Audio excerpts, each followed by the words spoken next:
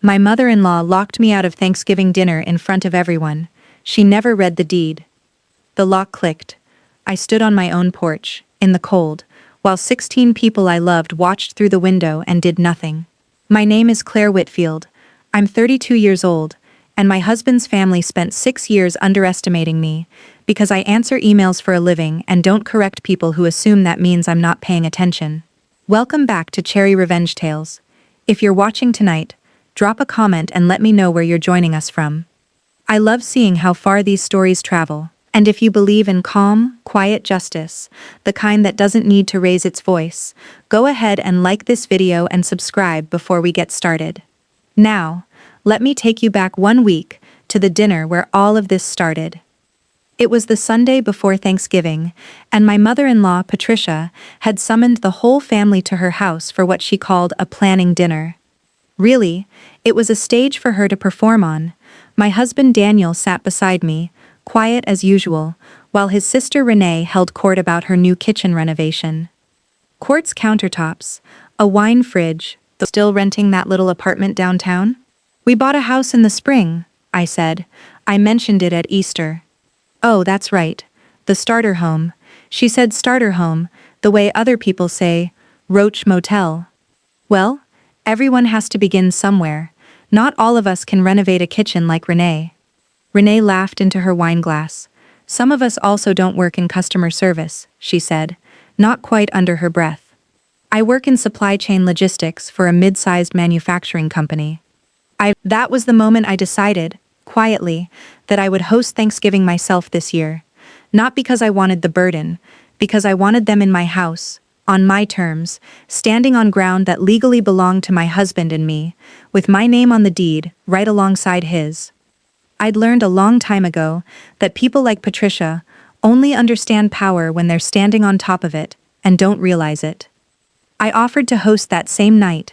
Patricia hesitated for exactly 1 second before agreeing. Patricia called 4 times to help me plan the menu, which really meant listing everything I was doing wrong. She wanted her turkey recipe, her tablecloths, her seating chart. On Wednesday, 2 days before Thanksgiving, she called with a different tone entirely. Daniel mentioned you two are thinking about refinancing, she said. I think it's best if you put the house in my name for now, just until things stabilize. You know how unpredictable your income can be. My income had never been unpredictable. I'd gotten a promotion in August, but I understood, in that moment, what the call was really about. Patricia didn't want to help plan a dinner. She wanted to plant a flag on something that wasn't hers, and she was using guilt as the shovel. I don't think that's necessary, I said, calm as still water. The house is fine as it is. I'm not asking, Claire. I'm telling you what's best for this family. If you can't see that, maybe you shouldn't be the one hosting. We're still hosting, I said. Thanksgiving's at 2. She hung up on me. I didn't call back. I never raise my voice at people who are trying to provoke me into raising mine. That's exactly what they're fishing for. And I don't feed anyone's narrative but my own. 10 minutes later, Renee texted me a photo of a real estate listing for a house 3 streets over from Patricia's, with the caption, "This is more your speed, honestly, no offense." I stared at it for a long moment, set my phone face down on the counter, and finished folding the laundry I'd started before the call. That's the thing about people who need to diminish you. They think silence means you didn't notice. I noticed everything. I just decided which battles were worth my voice and which ones were worth my patience. Something in his face changed. He was quiet for a long time, and then he said, "Do what you need to do." So I did. I called my cousin Marissa, who's a real estate attorney, and asked her to walk me through exactly what I already knew but wanted confirmed in writing. The deed to our house was held jointly, only by Daniel and me. No one else had any legal claim, no matter what anyone had been telling themselves at family dinners for the past 6 years. Marissa also mentioned, almost as an aside, that Patricia had been telling mutual family friends she'd helped the kids with the down payment. It was the beginning of a pattern I intended to have on record before Thursday. That's when I made a decision I don't regret. I charged my smartwatch fully that night and set it to record audio the moment anyone raised their voice at my own dinner table. I've had the feature for over a year and never used it. I activated it Wednesday night, tested it twice, and packed it away for Thursday morning, like a tool I hoped I wouldn't need but knew, deep down, that I would. Thanksgiving morning. I got up at 6 to start the turkey. Daniel's family started arriving at 1. Renee first, appraising my dining room like an inspector with a clipboard, then Patricia's brother Gerald and his wife, then finally Patricia herself, sweeping in 20 minutes late with a casserole dish she hadn't asked to bring, and immediately began rearranging my table settings without a word to me. At 1:30, while I was checking the turkey, I heard raised voices from the front hall.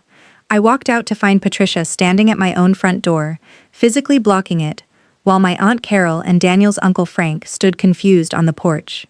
She'd asked Daniel for one, in case of emergencies, back in the summer, and apparently, in her mind, needing to control the guest list at my own Thanksgiving qualified. "I think it's best if we keep this small," Patricia announced to the small crowd gathering on my porch, loud enough for the whole street to hear. "Claire doesn't really know how to run a proper gathering. I'm just stepping in to help." I stood in my own doorway, watching my mother-in-law lock people out of my house in front of extended family, in front of neighbors walking their dogs, in front of my husband who stood frozen by the coat closet. I didn't yell. I didn't grab for the door. I walked over, calmly unlocked it myself, and let my aunt and uncle in with a warm smile, as if nothing unusual had happened at all. "Everyone's welcome here," I said. "This is our home." Patricia's face went the color of the cranberry sauce on my counter. "Our home," she repeated, mocking. "Please, you two couldn't afford this place without help. Everyone at this table knows it. I basically bought you this house." The room went quiet. I felt every eye turn to me, waiting to see if I'd crack, if I'd finally raise my voice the way she'd been trying to bait me into doing for years. "That's an interesting thing to say in front of everyone," I said, "especially since it's not true." "Don't play games with me in front of my family," Patricia snapped. "I have half a mind to call this whole thing off. You clearly can't handle hosting a simple dinner without making a scene." "I'm not the one who locked the door," I said quietly. She stepped closer, jabbing a finger toward my chest. "You're an ungrateful little nothing.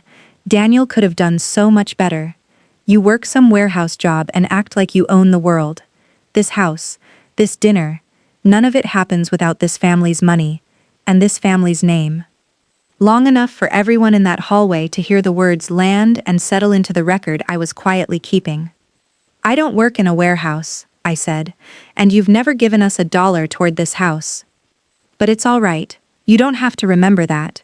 I do." Patricia's mouth opened and closed. Renee stepped in to defend her mother, calling me dramatic, calling me controlling, calling me... The irony wasn't lost on anyone in that hallway.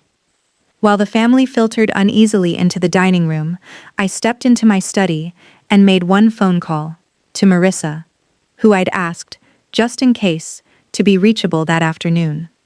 I explained what had happened at the door, and she confirmed she could be at the house within 15 minutes.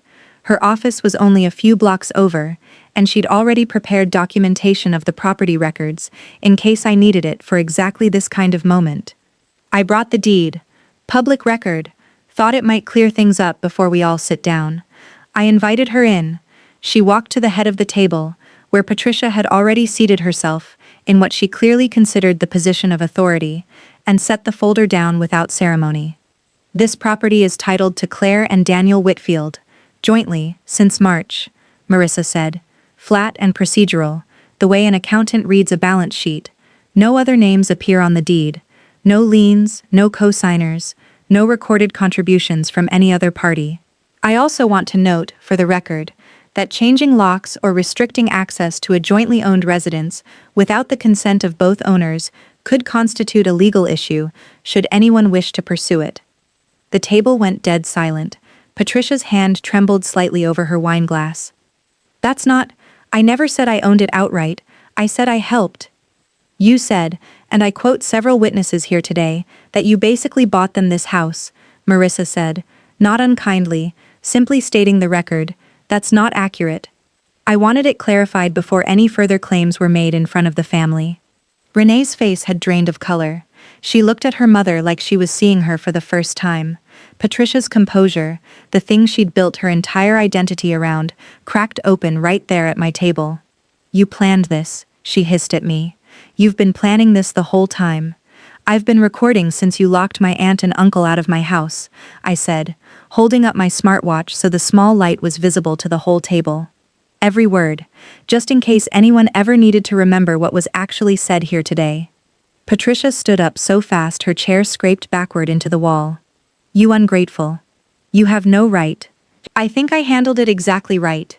She grabbed her purse, grabbed the casserole dish she hadn't been asked to bring, and stormed toward the door, insisting the whole family was choosing sides against her, that she'd never be disrespected in her own. She caught herself before finishing the sentence, because it wasn't her own house, and everyone at that table had just heard it confirmed out loud.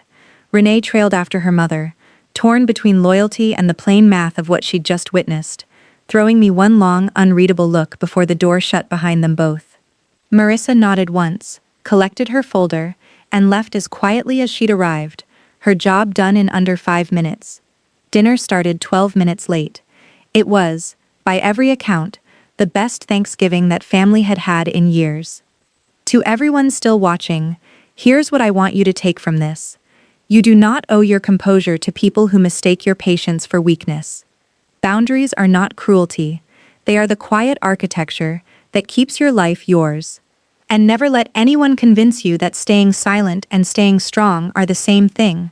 Sometimes the strongest thing you can do is simply hand someone the deed and let them read it themselves. Thank you so much for watching this Cherry Revenge Tales story tonight. If it meant something to you, please like the video and subscribe for more. And if you haven't already, drop a comment telling me where in the world you're watching from. I read every single one.